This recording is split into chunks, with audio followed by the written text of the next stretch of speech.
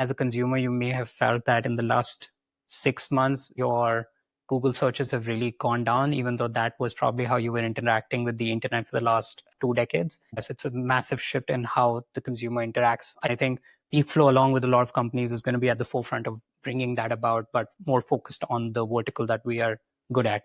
So I think agentic workflows is really going to be our future. Welcome to Brave. Learn from Southeast Asia's best tech leaders.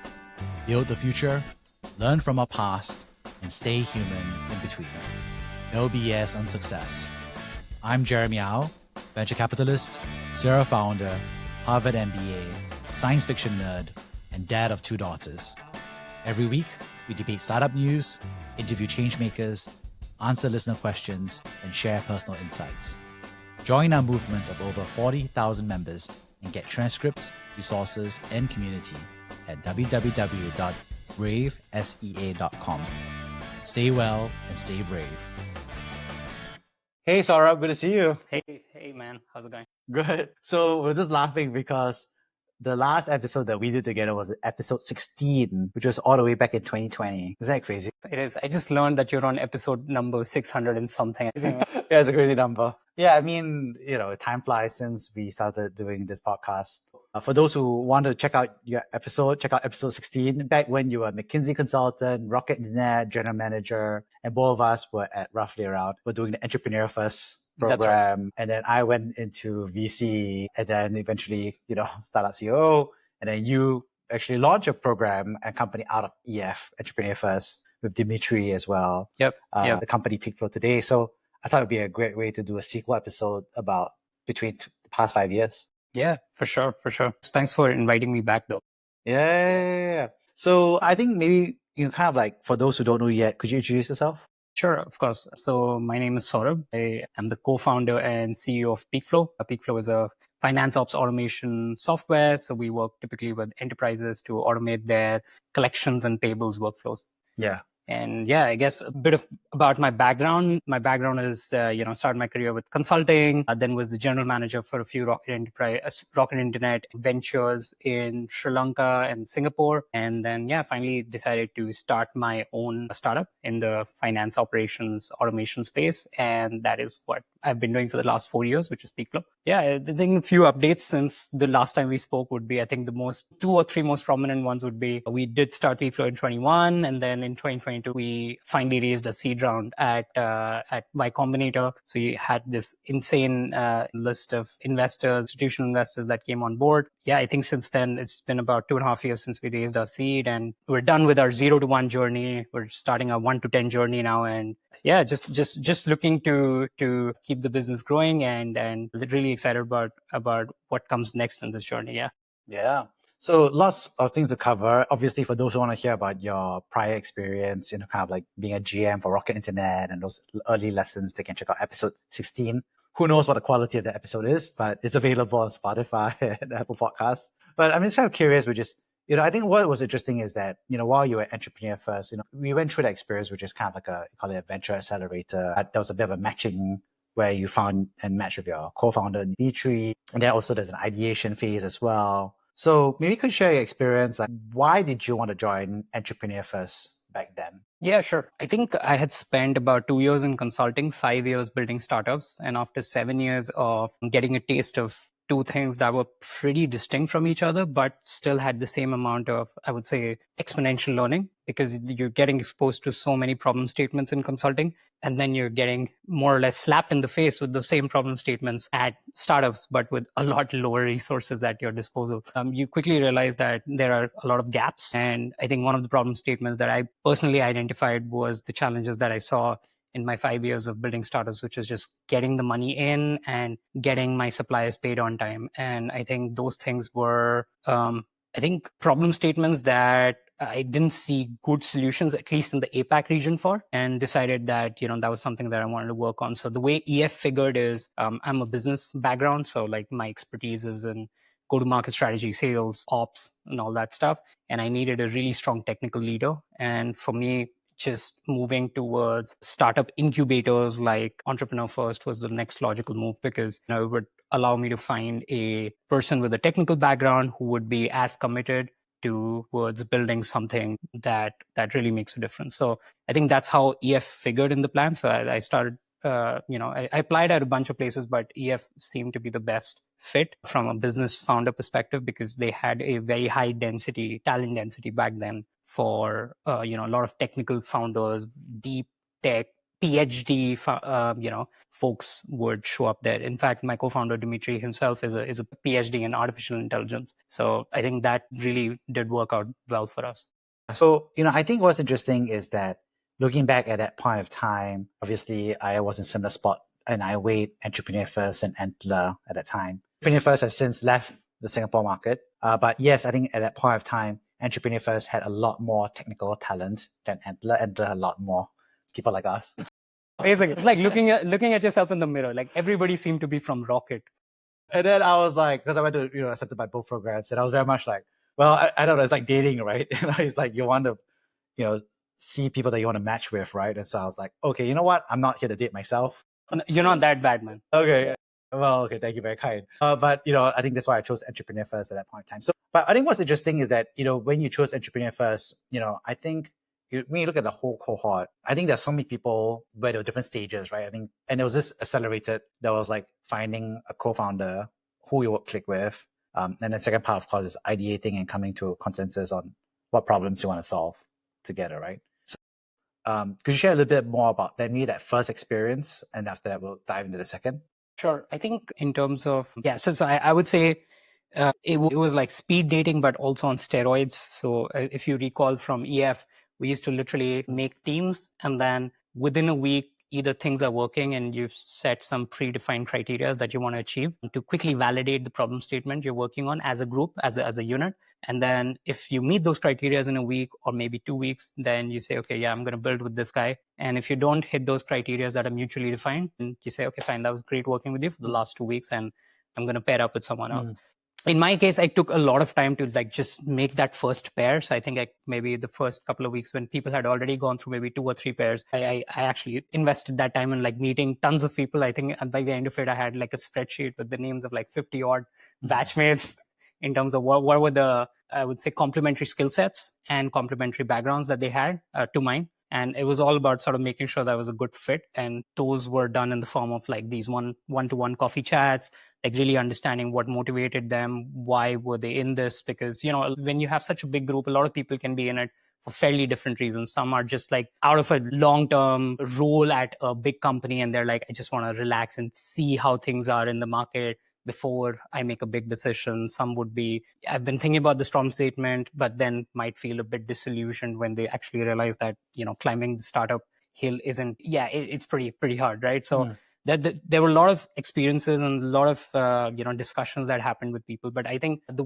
reason why it really, really clicked with my co-founder, Dmitry, was I think in terms of the idea, he was completely on board with solving something that was super, super vertical and super, super specific to a industry or a pain point that necessarily didn't have to be like super sexy. So like nobody wakes up in the morning and says, you know what, I'm going to do financial operations automation. It isn't like your very sexy space to begin with. So I think he was totally on board with solving maybe even a boring problem, but that was intense enough for the right ICP or our target market. And I think that really helped. And then second is obviously he has super credible technical expertise. And I think it was a no-brainer given his background from as a PhD, CDO of AirAsia, and also the fact that he had worked in startups. So I think that was a really good fit wherein we could sort of meet each other somewhere in the middle and figure out in terms of, already having shared values and also having like common consensus on what we wanted to work on. So I think just like every other team, we set certain key metrics, like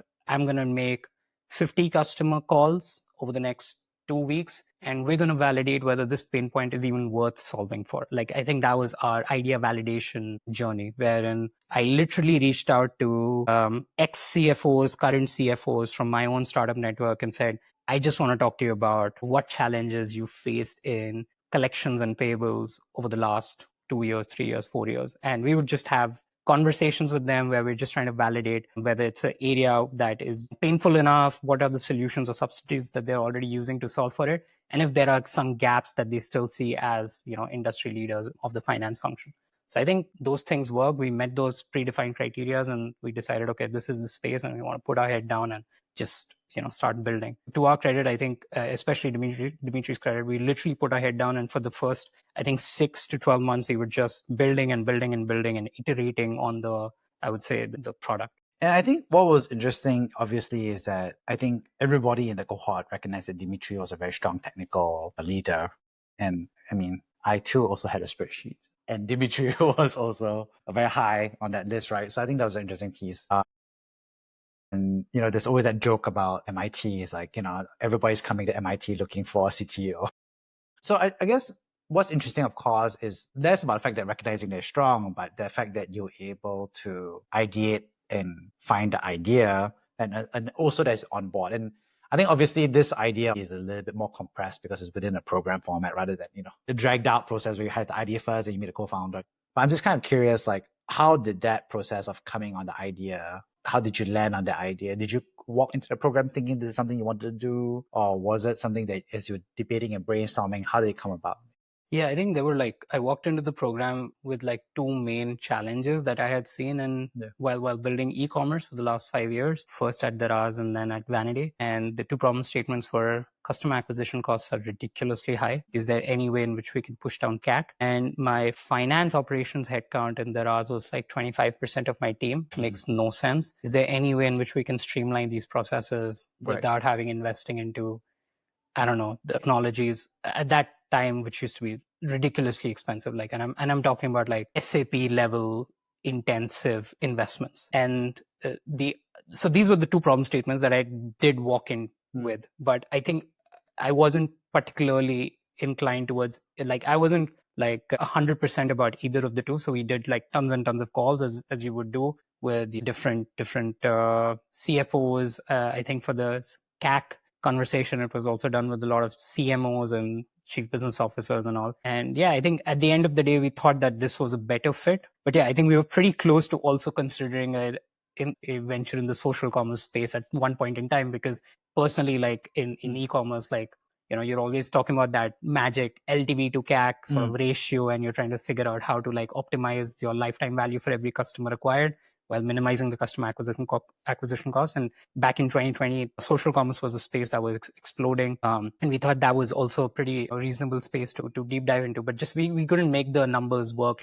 We did lots of validation calls. We realized that based on the feedback we got from about 30, 40 odd conversations we had with either people who were doing social commerce companies or had very deep insights into how these social commerce platforms work, we weren't really able to sort of validate the hypothesis we had, even though it was a way better funded space. If you recall from 2020, almost every social commerce startup seemed to be exploding and getting funded, but we just couldn't agree on whether it made sense from a scalable startup perspective. Whereas in terms of FinOps automation, I did have that conviction that the space was important. There wasn't any particularly, it wasn't really a hot space back then. But I think what we were really sure about is this is a deep enough pain point that even though it's on the sidelines, industry leaders might not be very vocal, but it is a pain that is felt by the CFOs and the finance teams. So I think that was pretty much about how we sort of drifted into this ideas, did multiple calls, and then realized that, okay,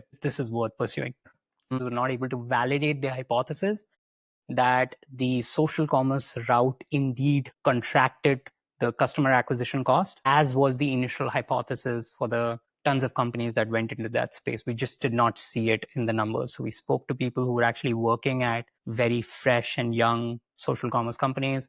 We spoke to folks that were on the ground working with those sellers and reported that, guys, I mean, there's no compression in customer acquisition costs. If anything, you might face other additional issues like low quality of products being supplied through these sellers that are sourcing the customers, or potentially the sellers moving those customers away from the platform. So there are other internal issues that you would face in the pursuit of trying to compress that customer acquisition cost and thereby optimizing your lifetime value to CAC ratio, right? So that's not we just didn't see it happening. Not to say that it's not a successful model. I mean, there are still some amazing companies in the space like Misho that seem to be doing very, very well.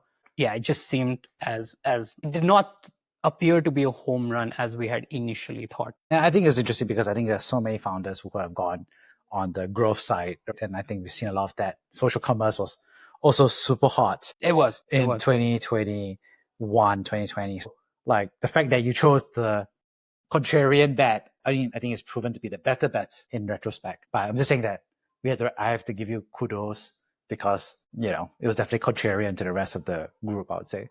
So what's interesting is that obviously, you've stepped out of EF, eventually went to YC and so forth. I'm just kind of curious that how would you have contrasted your EF experience versus your YC experience from your perspective? Yeah, it's worlds apart, right? Yeah. I think EF did a fantastic job in terms of being, what should I say, a great space to meet a co-founder. Yeah. I think Y Combinator just like completely changed our perception about what is possible. When you see amazing companies like, I don't know, Stripe and Airbnb, and you have those founders actually come in and you get to speak with them in person, and they talk about, mostly off the record, about their experiences, their challenges, take your questions. Yeah, it's completely different, because then you're no longer thinking about, like, our perception in EF used to be, hey, we just want to get to the first milestone and like get to the first $100,000 in revenue, get to the first $1 million in revenue. After going through YC and speaking to Brian Chesky or to the co-founders of Stripe, or to the co-founders of, I don't know, DoorDash and all those other large YC startups, the perception became, okay, how do you get to $100 million in recurring revenue in a super profitable manner? How do you, like, the entire perspective was hyper growth. And because you're surrounded by such, like, high energy, high potential group partners at YC, but also these alumni, you basically move into a stage or in an environment where everything is possible. And it's no longer just aspirational, but it's almost like, if you just work hard enough and you do the right set of things, you can scale to that number. So I think that was a complete mindset shift between EF and YC that I personally experienced, and also my co-founder experienced, and that would be the two main differences between the program. Not to say that one program is necessarily better than the other, because they have completely different objectives. YC is a startup accelerator, period, whereas EF is essentially a talent incubator, where it is just trying to pair up people with complementary talents and allow them to, like, explore their mutually agreeable ideas. Yeah. I'm just kind of curious because, EF left Singapore and then obviously it shrank, and then Antler has grown and so forth, all those different dimensions. But I'm just kind of curious from your perspective is, how would you recommend talent incubators change or do differently? Because I think we've seen all of them. We've had friends also ask us about it. You are a successful graduate of a program of a talent incubator. I'm just kind of curious what you think. Yeah, I think so. If you think about it from why probably they left the market, I think the economics obviously did not work out for them. Right. Like, nobody's gonna abandon a market unless the numbers don't make sense. I would say, like, I don't know, if I had to just ballpark, 20 startups graduating per cohort and them investing a ballpark of $100,000 per startup, then they're making, with every single 6-month cohort, they're probably making an investment of about $2 million into these startups. Obviously, like simple VC math, they're looking at some sort of a markup of about 3x, 4x on that number. And if you have subsequent cohorts that do not have that markup materialize, even let's say 4 years down the line or 3 years down the line, then it becomes hard to justify.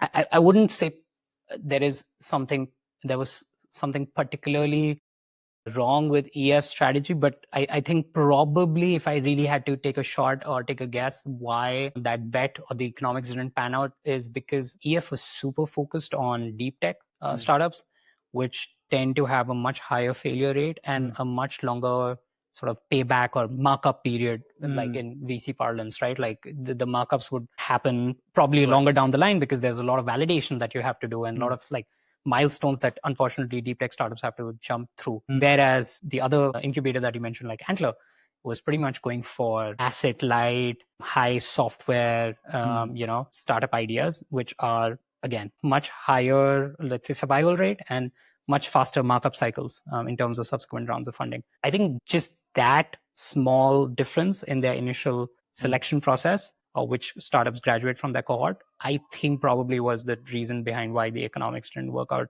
But from a cohort, like the sort of people that we interacted with, top-notch quality of, especially my experience with technical founders, really, really smart folks, right? So that was great. The team was super supportive. Like, I think if you recall, like Bernie from our like who was our GM, and like, was also helping a lot of folks, and like all the mentors that we had. I think in general it was like a very good experience. But yeah, if somebody's really figuring out why one talent incubator works versus the other, it could be that they probably have different preferences in terms of which startups they pick. And I think that probably was what did not pan out well for EF. That's my assumption. Again, I mean, it might be completely off here. Hey folks, I'm happy to welcome this month's sponsor, Surfshark. In Southeast Asia, we have to travel across multiple countries like Singapore, China, Indonesia, Vietnam, wherever it is. Our data is at risk because we have to use the Wi-Fi networks of the airports, hotels, and coffee shops that we're at. So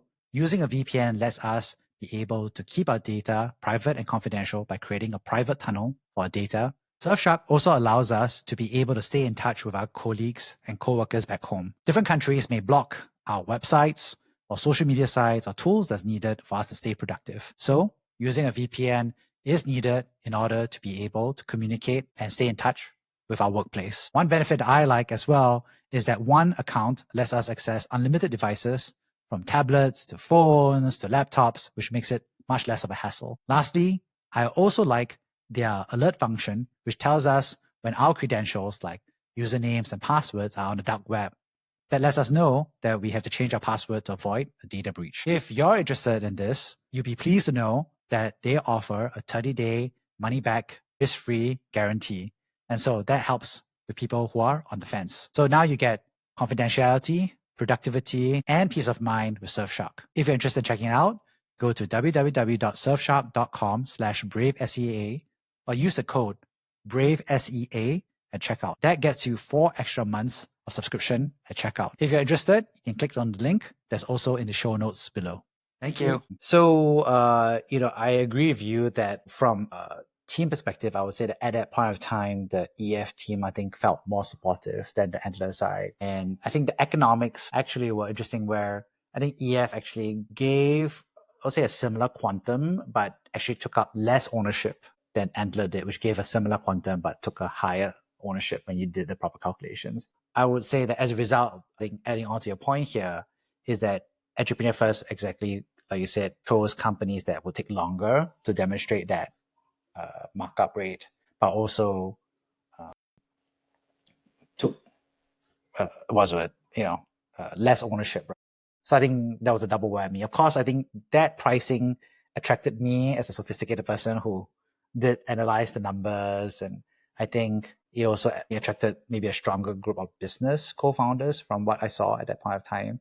But I think it did make up for that other set. So I think it's going to be interesting. I think there's continues to be a space for talent incubators. Before we wrap up this chapter, talk more about Peakflo. Any advice you have for people who are thinking about talent incubators, whether there's unpack or hacker houses or Antler? Any advice you have for them? Apply everywhere and figure out what suits you best. Like, it's really hard to be prescriptive when it comes to talent incubators, because every cohort has different people, and just because somebody had a positive experience in the previous cohort doesn't necessarily translate into a positive experience with the next cohort. I think even if the ecosystem is super supportive, at the end of the day, it's about the co-founders that you meet over there, and that just varies a lot. Probably, test the waters and try to see where you can find the best match, because that's what talent incubator is ultimately about. Actually, I think there's a great phrase, and I think that I'm going to give the same advice: is maybe be more promiscuous. That's probably one area where it's permitted. Yeah, exactly. Because it's like every single cohort is going to say like, we are the best cohort, blah, blah, but at the end of the day, you don't know, and you might as well parallel track and apply to all of them simultaneously. Because some of them are going to reject you, some of them will accept you, and some of them, when you go in, you're going to realize it's not a good fit anyway, or there's nobody who's a good match. But as long as 1 out of the 5 or 10 talent incubators throws up that one good co-founder, then there's a success for the whole search, right? That's true. And also, I think a lot of these talent incubators, they also tie their funding based on if you find a co-founder within that program as well. So you dispersing, as long as you quit early, I think people are going to be like, no harm, no foul. You are going to go somewhere else, right? So I think that would be my advice on this. Talking about Peakflo as well, I think what's been interesting is that over the past, kind of like 4 to 5 years, you've built out both the accounts receivable and accounts payable Do you want to explain a little bit more about, I guess, which module came out first and why, and Sure. then how you build out the second module? Sure. So yeah, I think based on probably we may have touched on it in my last podcast, maybe not actually. No. Definitely not, because Yeah, but essentially based on my experience at Daraz and Vanity, which are two distinct rocket ventures. At one, I had a lot of pain points when it came to just paying suppliers on time, and at the other, it was about collections. So we had to like collect our commissions from salons, and both were independently the biggest challenges that we faced because they essentially impacted either our cash flows or our relationships with suppliers. Both are pretty essential. And in a world where we had all these different tools, like we got a great tool for our sales team, great tool for customer service, great tool for pretty much every team, we were still stuck with an ERP system for the finance team. And a lot of the stuff was being done manually. So I think the way Peakflo ended up being was an accounts receivable and payable automation tool. The AR tool came first. So right after we graduated EF, we started sort of building the very first earliest layer of accounts receivable automation, which was collections automation. And then we built out multiple modules on top, like dispute management, cash application, payment collection, customer portals, so on and so forth. So these are essentially different modules within the same accounts receivable automation stack that essentially help companies send invoices faster, collect on those invoices quickly, give their clients professional branded portals where the clients could potentially go in, make payments, look at the status of their invoices, extract statement of accounts, and also would be able to apply those payments pretty quickly to the incoming payments that they're getting. So that's essentially the end-to-end AR automation stack. So we built that out first, and that took us, like I said this all very quickly, but that literally took us like more than a year to put in place. So we started building that out late 2020, and then I think it was only by 2022 when we had this entire stack in place. I think AP came second simply because when we entered Y Combinator, like I mentioned earlier, like, it just completely changed our mindset about like what a successful company could do and how big it could be. And we remember this conversation we had with the founder, I believe, if I'm not screwing up his name, Parker Conrad, and he Rippling, yeah. Rippling, and then before that, I think it was Gusto or Zenefits, yeah. And then he started Rippling, and I think one of the phrases that he used very frequently in his talks was compounding growth from building a very sort of deep product. And that was about how he was able to sort of become the one-stop solution for the entire HR stack by essentially solving all the different pain points that the HR team had to sort of deal with and was responsible for. We were like, okay, so let's now sort of go into the next most logical pain point. If we're helping you collect faster, what is the next step? Well, let's help you pay more efficiently. And that's how the AP conversation started. So we started with purchase requisition to automatically capturing the supply invoices that you're getting, automatically matching those supply invoices to these purchase orders, and then helping with payment processing and disbursement. So I think these were some of the modules that we started building out. And then again, it took us like a good 1+ year to also build out the entire AP stack. And it was only until by late of 2023 when we had I would say a full-fledged AR plus AP product in place. So yeah, that was essentially the journey. Our existing customers actually were validating the pain points pretty clearly. So I think a lot of our AR clients would often come up to us and say, hey, do you guys have an AP solution? Because I'm looking for something in the market and I don't want to pay for two different softwares. Technically, I would prefer if it's just one. That the first set of customers that we actually upsold the AP solution to were all our existing clients, because it was the most logical thing for us to just say that, hey, we already have a relationship with you guys for the last 2 years or 1 year plus, and you've been using our system. Here's the AP solution, and let's roll this out. So we rolled it. So those are the first set of clients we rolled it out. Now, obviously, it's a standalone system, and we've got tons of clients who would only sort of go for AP versus AR even today. But yeah, I think that was the genesis of AR and AP. The system has definitely, I think, in the more recent months, we actually also ended up post our journey at Y Combinator, we ended up going through Google AI Accelerator in September of 2024, just like about 6-7 months back.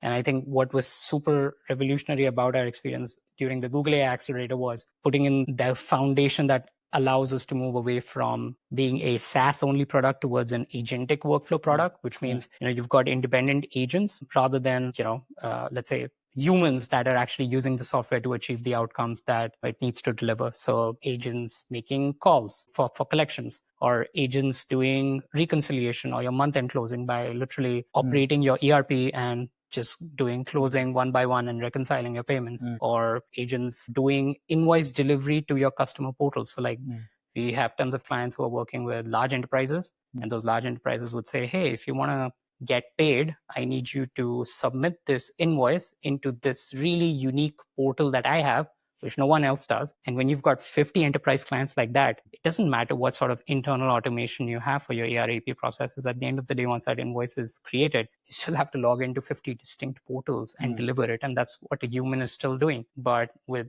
an agentic invoice delivery bot, you basically have that bot, just like a human, pick up the invoice from your ERP, log into each of these independent client portals, which you can't build an API integration because it's not scalable, and drag and drop those invoices into the portal at scale concurrently without having to, take a hit on your DSO. Because one of the things that actually delays payments, especially from large clients, is when you're not really jumping through all the hoops and not doing the invoice delivery properly, because they're going to reject it. And that's just going to be a delay in your day sales outstanding or your average collection time, right? It doesn't matter how many collection calls you make.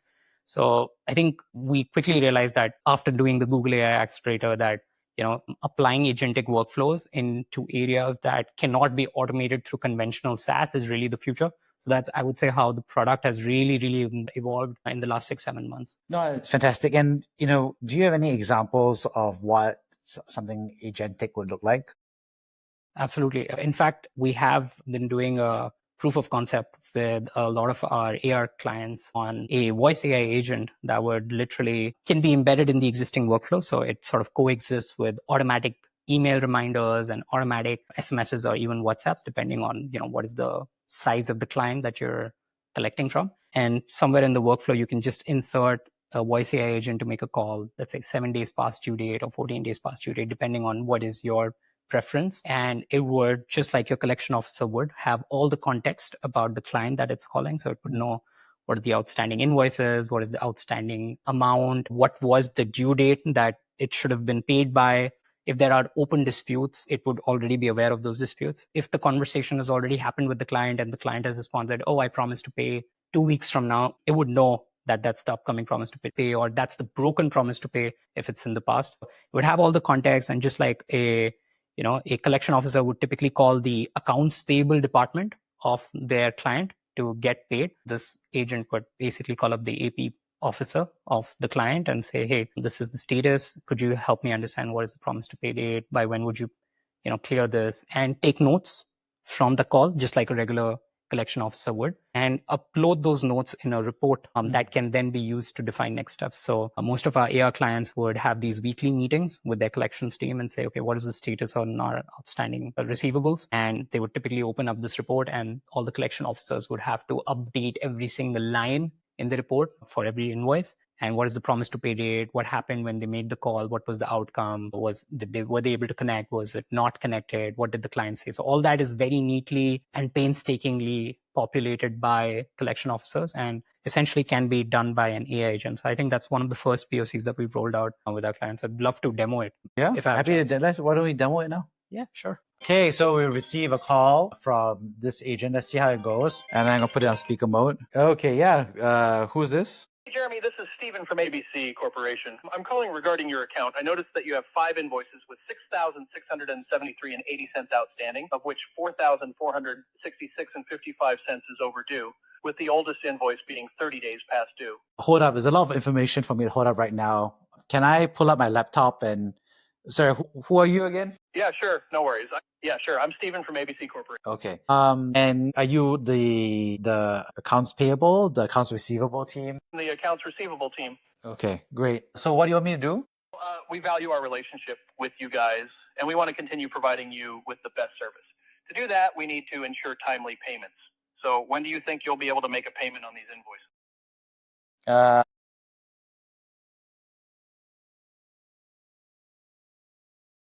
No problem. Are you the right person to speak with?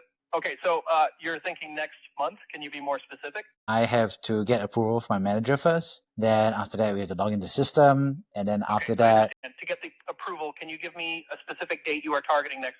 I don't know. Thank you.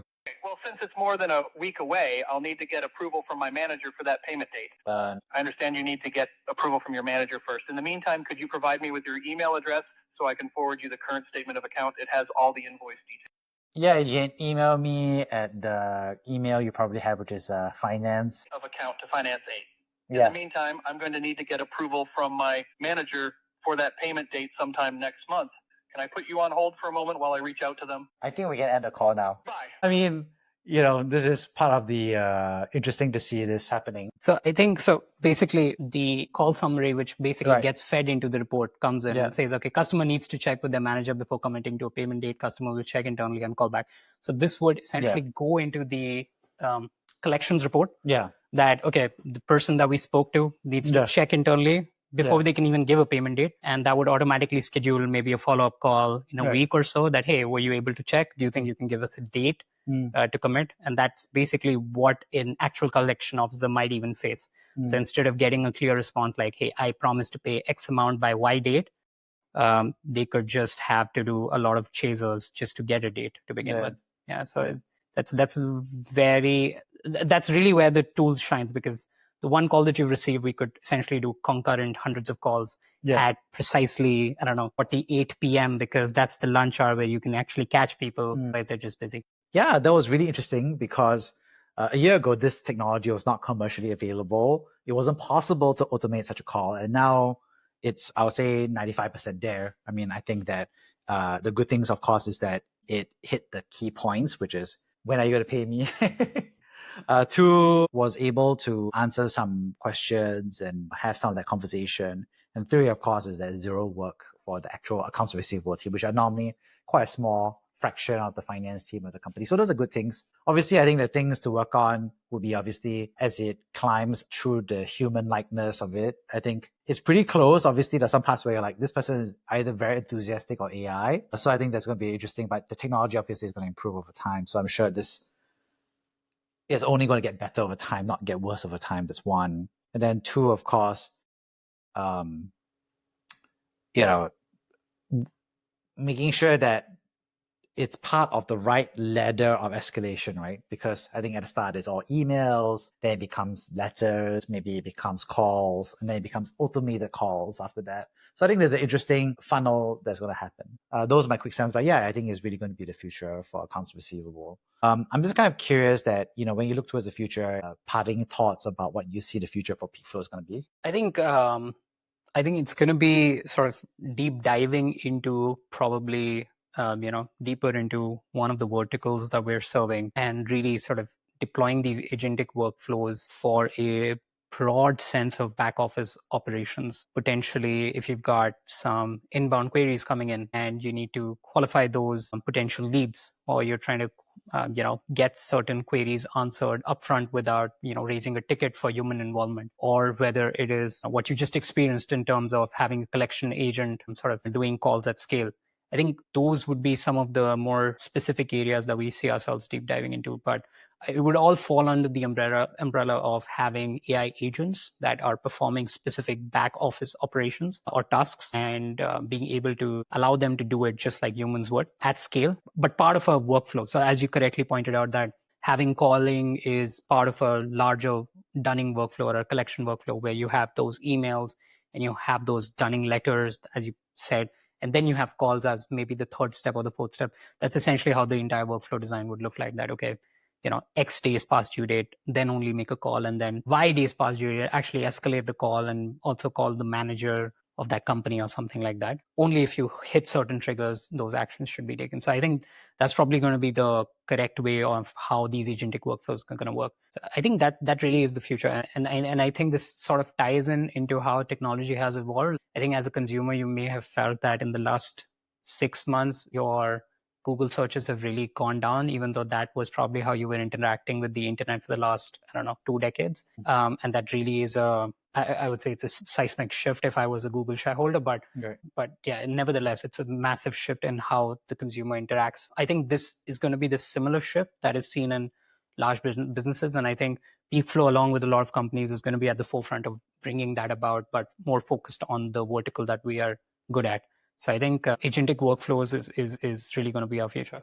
Awesome. On that note, thank you so much. I'd like to summarize the 3 big takeaways. The first of all is thanks so much for sharing about how you went through the experience in the talent incubator and how you went about, kind of thinking through product market fit and finding a co-founder in an accelerator format. So that's 1. 2, thanks so much for sharing about, I think, your own experience building Peakflo, about some of the product market fit, the expansions, building a deep company, and how the experience at Y Company to help make some and crystallize those insights. And lastly, thanks for sharing about how you see you building AI agents into your workflow. So thanks for having me here. Thank you for listening to Brave. If you enjoyed this episode, please share the podcast with your friends and colleagues. We would also appreciate you leaving a rating or review. Head over to www.bravesea.com for member content, resources, and community. Stay well and stay brave.